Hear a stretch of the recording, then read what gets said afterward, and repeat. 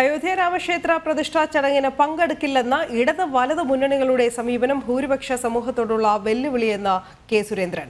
Hamas ഭീകരവാദികൾക്ക് വേണ്ടി റാലികൾ നടത്താൻ കോൺഗ്രസിന് യാതൊരു മടിയും ഉണ്ടായില്ല.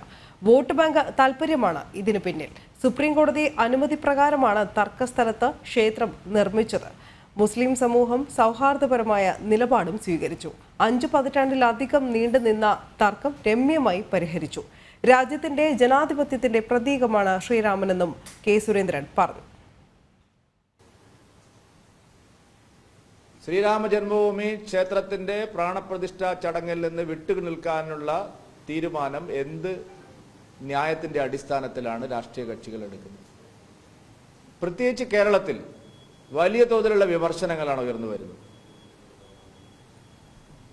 കോൺഗ്രസിന്റെ ദേശീയ നേതൃത്വത്തെ ഭീഷണിപ്പെടുത്തുകയാണ് കേരളത്തിലെ കോൺഗ്രസ് നേതാക്കന്മാർ. കോൺഗ്രസിന്റെ നേതാക്കന്മാരെ തിരുത്തിക്കാൻ ശ്രമിക്കുന്നു എന്നാണ് പറയുന്നത്. പ്രമുഖരായിട്ടുള്ള പല കോൺഗ്രസ് നേതാക്കന്മാരും കേരളത്തിലെ, അത് VM സുധീരനായാലും കെ മുരളീധരനായാലും, പ്രമുഖരായിട്ടുള്ള കോൺഗ്രസ് നേതാക്കൾ എന്തുകൊണ്ടാണ് ഒരു വിഭാഗത്തിന്റെ വിശ്വാസ പ്രമാണത്തെ ഇത്രയധികം ആക്ഷേപിക്കുന്നത്? അത് ശരിയല്ല എന്നുള്ള ഒരു നിലപാട് പറയാൻ എന്തുകൊണ്ട് കേരളത്തിലെ കോൺഗ്രസിന്റെ ഔദ്യോഗിക നേതൃത്വത്തിന് കഴിയുന്നില്ല?